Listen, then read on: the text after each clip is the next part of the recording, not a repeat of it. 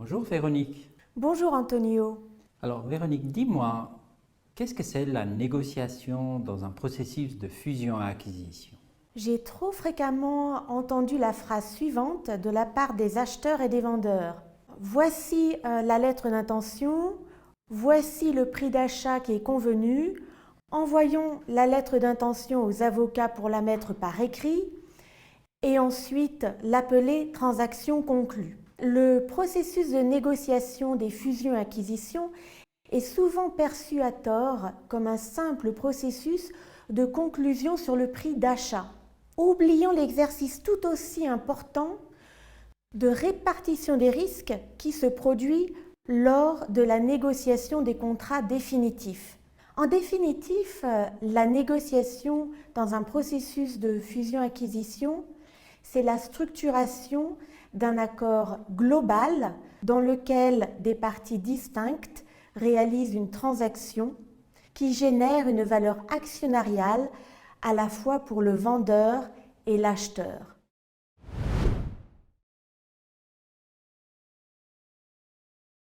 Alors les clés de réussite dans la négociation, c'est essentiellement la préparation. La préparation aussi bien du vendeur et de l'acheteur, mais également de la société en tant que telle. Et dans cette préparation, il y a évidemment tout ce qui concerne le fait de savoir qu'est-ce qu'on veut à la fin, quels sont les objectifs. L'autre élément, c'est le fair play.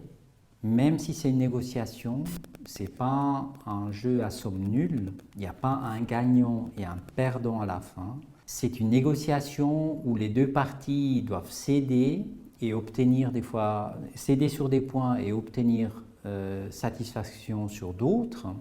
Donc ça, c'est important. Et à la fin, chacun doit trouver son compte.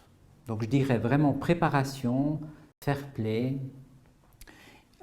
pour cette négociation. C'est ça l'élément clé, parmi d'autres évidemment, c'est savoir exactement ce qu'on veut, ça c'est des choses primordiales.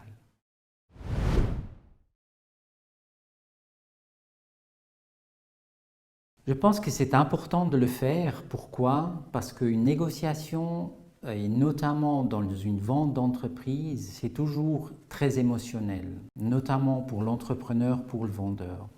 Et le fait de se faire accompagner permet de prendre la distance par rapport à ces émotions et négocier de manière plus optimale à tête reposée en n'ayant pas les émotions qui prennent le dessus. Donc, on conseille à tout le monde, acheteurs, vendeurs, de se faire accompagner dans ces processus de fusion-acquisition. Merci Antonio. Merci à toi, Véronique.